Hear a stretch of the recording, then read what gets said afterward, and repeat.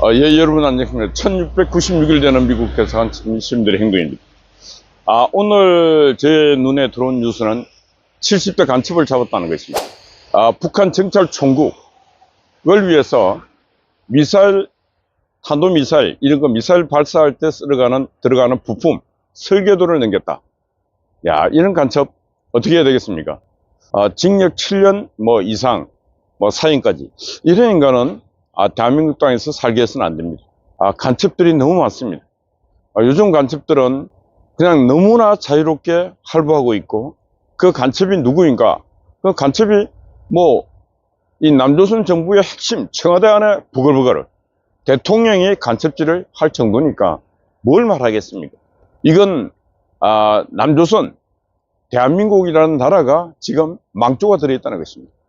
어떻게 대한민국 국민들이 간첩 정부와 북한 정부와 아주 친한 인간들을 국회의원도 만들고 대통령도 만들고 하고 있으니 나라가 안 망할 수 있겠습니까?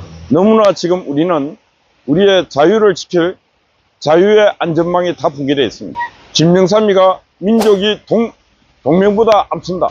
그 김영삼이도 보면은, 저는 김영삼 정부 밑에서 일했던 많은 사람들이 있지만은 김영삼은 절대로 대통령이 되어서는 안 될 사람입니다. 왜 안 될 사람인가? 자유민주주의 투사 김영삼은 이해가 되어도 대한민국 대통령이 될 그런 준비가 안 된 사람이었다. 어떻게 민족이 동맹보다 앞설 수가 있는 것입니다. 한미동맹이 아니었으면 안보는 김영삼 그때나 지금이나 이 대한민국 안보는 지킬 수가 없는 것입니다. 정치적 민족이라는 것은 정치학적 민족과 생물학적 민족은 다른 것입니다. 정치학적 민족은 언제든지 총뿌리를 겨누고 싸울 수 있는 게 바로 정치학적 민족인 것입니다. 김영삼이는 정치를 하고도 정치학적 민족과 생물학적 민족을 구분조차 못하는 무식이 넘치는 대통령이었습니다. 그러다 보니까 일본이라고 하는 나라를 버릇 고쳐준다 그러고, 마치 자기가 대한민국 대통령 된 게 전 세계 패권 국가의 대통령이 된 것인 양 자기 신분과 처지를 착각한 대통령이 바로 김영삼이었다. 그리고 김영삼은 자기를 대통령으로 만들어줬던 전두환 노태우 전 대통령을 배신한 배신자입니다. 대한민국 오늘의 역사가 오욕의 길을 걷고 배신의 길을 걷는 첫 단추를 만든 자가 바로 김영삼입니다. 5천억 1조 원의 돈을 받고 대통령이 됐습니다.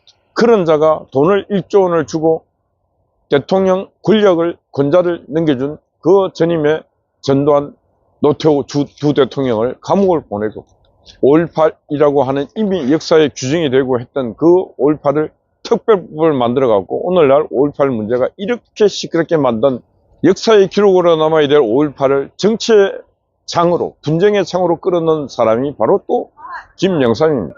그러니까 저는 김영삼의 가오는 이루 말할 수 없습니다. 김영삼이 대한민국의 모든 자유의 무장 해제를 만든 장본인이 또 김영삼입니다. 그래서 김대중 이어받고 노무현 이어받고 문재인까지 대한민국은 자유민주공화국에서 인민민주공화국으로 전환하는데 15년, 20년의 세월이 그렇게 지나와 버린 것입니다. 윤석열 대통령이 들어서서 이걸 확고하게 지금 뜯어고쳐야 되는데 못하고 있습니다. 왜 못하고 있는가? 이런 이념의 역사, 자유의 역사를 윤석열 대통령이 아는 것처럼 보여도 모른다. 저는 그렇게 생각합니다. 윤석열 정부 안에 지금 일하고 있는 사람들도 모른다. 저는 그렇게 생각하고 있습니다. 왜? 피부로, 온몸으로 그때 그 시절을 살아보지 않았기 때문에 모른다는 것입니다. 이념의 최전선에 있었던 사람들은 그걸 치열하게 봤습니다. 그 이념의 방공망이 무너지는 것을 온몸으로 느꼈습니다.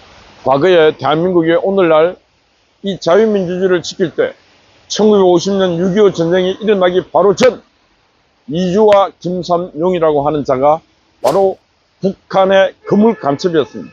이 거물 간첩을 잡은 사람이 바로 우리 경찰의 대공의 신하, 제가 갑자기 이름이 기억 안 납니다. 근데 그분이 와 있을 때 김영삼 때 물러나서 옥수동에 제가 취재를 갔습니다. 옥수동. 몸은 반신불수가 되어 있고 그때 이미 자익들이 매일 죽인다고 전화를 오고 그런 분들, 그 위대했던 분들, 그런 분들이 한 점 오욕으로 그냥 죄인이 돼서 역사의 뒤안길로 사라졌습니다. 오늘날 경찰 지금 안보과입니다. 옛날엔 대공이었는데 지금 안보과 직원들이 그분 이름도 모릅니다. 자기 경찰을 역사의 대공의 신화적 인물인데도 그런 분이 있었는지도 제대로 모르면서 일을 하고 있습니다. 그러니 하는 말이 있습니다. 역사를 잊은 민족에게 미래가 없다. 역사를 잊은 대한민국 경찰의 대공에 무슨 미래가 있겠습니까? 그럼에도 불구하고 문재인 정부에서 처음으로 대공 업무를 이관받은 경찰 안보과에서 이제 간첩을 한 마리 잡았다는 것입니다. 축하드리고 박수를 보냅니다. 예. 북한에 넘어갔던 간첩 수사해야 될 게 참 많은 것 중에 제가 팁을 하나 드립니다.